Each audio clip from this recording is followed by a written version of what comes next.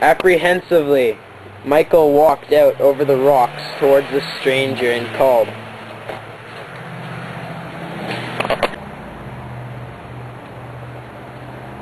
"We think you're going fishing, mister." Standing up, the man smiled. He had a large head tapering down to a small chin, a bird-like neck, and a very wistful smile. Puckering his mouth up, he said shyly to Michael, "Did you intend to go fishing?" "That's what I came down here for. I was going to go get a boat at the boathouse there. How would you like it if we went together?" "I'd like it first rate. the shy little man said eagerly. We could take turns rowing. Does that appeal to you?" "Go back, we'll do it." Look, I even have a footprint of where I sit.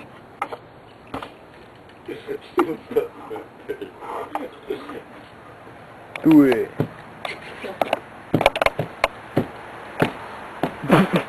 How are you doing? Fine. I'll go around to Small Place and get a rowboat, and then I'll come back around and get you." Thanks very much. The little man said as he began to untie his line. He seemed very enthusiastic. And then Michael looked full at him and smiled because he thought he seemed so meek and quizzical. "He's a nice little guy," Michael assured himself, and he said, "I work on the town paper, the Examiner." Is it a good paper? Do you like the work?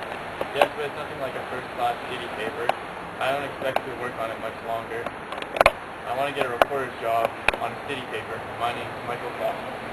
Mine's Smith. Just call me Smitty. I was wondering if you'd gone down to the jail yet." Up to this time, the little man had been smiling with the charming ease of a small boy who finds himself free, but now he became furtive and disappointed, hesitating. He said, Yes, I was over there first thing this morning. "Oh, I just knew you'd go there." Michael said. They were a bit afraid of each other. By this time they were far out of on the water, which had a mild pond smoothness. The town seemed to get smaller, with white houses in rows and trees forming geometric patterns, just as the blue hills behind the town seemed to get larger at sundown. Finally, Michael said, "Do you know this Tom Delaney that's dying in the morning?" No, I don't know anything about them. I never read about them. Aren't there any fish at all in this old lake? I'd like... He knew his voice was slow and resentful. No, I don't know anything about them. I never read about them. Aren't there any fish in all in this old lake? I like catching fish. He said rapidly. I told my wife I'd bring her home some fish. Glancing at Michael, he was appealing. Without speaking, they should do nothing to spoil an evening's fishing. The little man began to talk eagerly about fishing as he pulled out a small flask from his pocket. Scotch. He said, chuckling with a delight. Here, take a swig. Michael drank from the flask and passed it back, tilting his head back and saying, Here's to you, Michael. The little man took a long pull at the flask. The only time I take a drink is when I go fishing by myself. I usually go by myself. He added apologetically, as if he wanted the young fellow to see how much he appreciated his company. They had gone far out on the water, but they had caught nothing. It began to get dark. "No fish tonight, I guess, Lee." Michael said, Whoa, you see that fish jump? Anyway, somebody's got to do my job. There's got to be a hangman. he said. "I just mean it's such a considerable work, Smitty." The little man did not answer for a long time.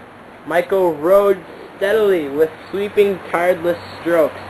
Huddled at the end of the boat, Smitty suddenly looked up with a kind of melancholy hopelessness and said mildly, The job hasn't been sewed. "Good God, man, you don't mean you like it?" Oh no. he said to be obliging, as if he knew that Michael expected him to say. I mean, you get used to it, that's all. But he looked down again at the water, knowing he ought to be ashamed of himself. "Have you got any children? I sure have. 5. Lowest score is 14. Funny. But they're all a lot bigger and taller than that. Isn't that funny? They started a conversation about fishing rivers that ran into the far north lake. They felt friendly again. When they reached the old pier by the powerhouse, it was full night, and they hadn't caught a single fish. As the boat bumped against the rocks, Michael said, You can get out here. I'll take the boat around to Smoke Place. Won't you be coming my way? Not just now. I'll probably talk to Small in a while.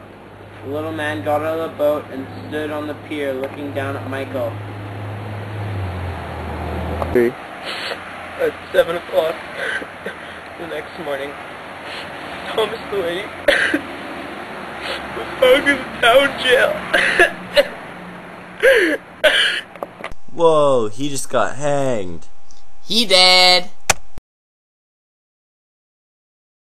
The little hangman grinned as soon as the procession reached the doorstep. He shook hands with Michael. They were all looking at Michael as though his work were over now. The hangman said eagerly to Michael, I thought I'd see you here. You weren't down at the pier at dawn. No, I couldn't make it. That was tough, Michael. I looked for you. he said. But never mind that. I've got something for you. As they all went to the jail, Dr. Parker glanced angrily at Michael, then turned his head back on him. In the office, where the doctor prepared to sign a certificate, Smitty was bending down over his fishing basket, which was in the corner. Then he pulled out 2 good-sized salmon, folded in a newspaper, and said, Here, I saved these for you. Michael. I got... Oh. Those in the car must have thought at first that the hangman was with them, for the car suddenly shot forward, leaving him alone on the sidewalk. The crowd threw small rocks and sticks, hooting at him as the automobile backed up slowly towards him. One small stone hit him on the head. Blood trickled from the side of his head as he looked around helplessly at the angry people. He had the expression on his face, Michael thought, as he had last night when he had seemed ashamed and had looked down steadily at the water. Only now he looked around wildly, looking for someone to help him as the crowd kept pelting him.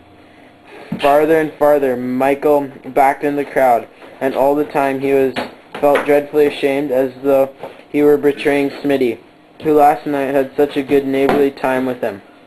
It's different now, he kept thinking, as he held the fish in the newspaper tight under his arms. Smitty started to run toward the automobile, but James Mortimer, a big fisherman, shot out his foot and tripped him and sent him sprawling on his face. Mortimer, the big fisherman, looking for something to throw, said to Michael, "Sock him! Sock him!" Michael shook his head and felt sick. "What's the matter with you, Michael?" Nothing. I got nothing against him. The big fisherman started pounding his fist up and down in the air.